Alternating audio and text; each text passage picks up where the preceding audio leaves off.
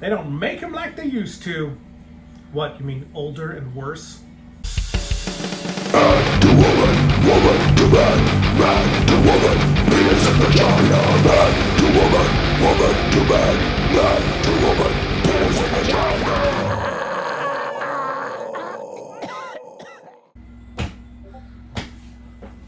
Hello, Alec here. This is the Feuilleton. Certainly, it is an argument as old as time.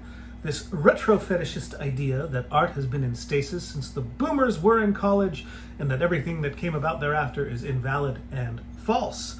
This has, in turn, bled into the nowadays perception that, simply because our parents had the Beatles and the Rolling Stones, Francis Ford Coppola and Martin Scorsese, that this was the best that art will ever have to offer us. So a bit of a personal history. My first big concert as a youngster was when my parents took me to see the Rolling Stones on the Bridges to Babylon tour, I want to say in 97, 98. God, I'm old now. The experience was admittedly awful. We were about 4 rows down from the nosebleed section. It was raining in our direction quite heavily. At that, we were miserable, freezing, and cold. And the Stones played for what seemed to be 3 hours.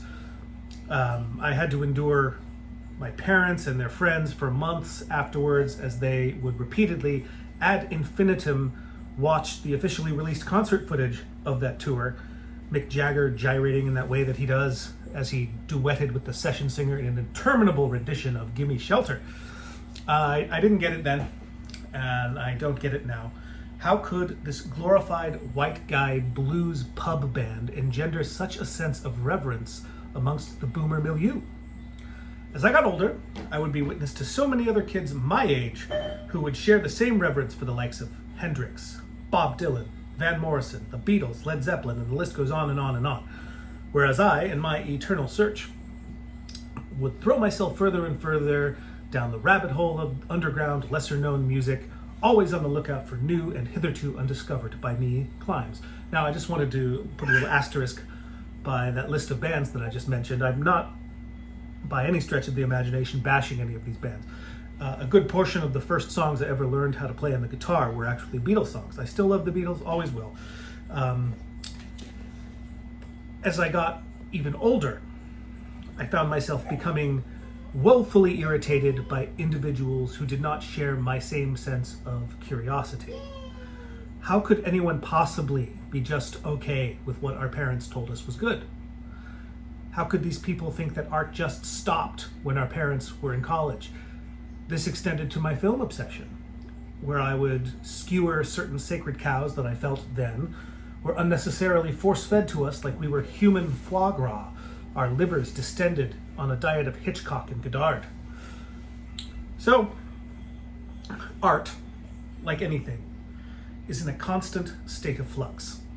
Things move, evolve, stretch, contract, expand, and bleed into one another, as they always have. The mere idea that things were better because they were made 50 plus years ago is patently and objectively false. The only thing that has changed is the way in which information is disseminated and the amount of information thereof. In truth, there is just as much good out there as there is bad. It only seems like everything is worse because of the sheer amount of stuff out there. If you cannot find the goods, it is not the fault of the bads. Rather, it is your fault. It is your lack of intellectual curiosity that is the problem. But, you ask, why should it be so hard to find the goods, long-haired beardo of the internet? That is not my problem. If you have internet access, you can and should try to educate yourself in an effort to increase your frames of reference beyond your immediate myopic purview. They don't make them like they used to, and that's a good thing. Thanks for watching. And remember, there are but 3 certainties in this crazy world: pee-pee, poo-poo, and death. Kisses. Man to woman, woman to man, man to woman, penis in vagina. Man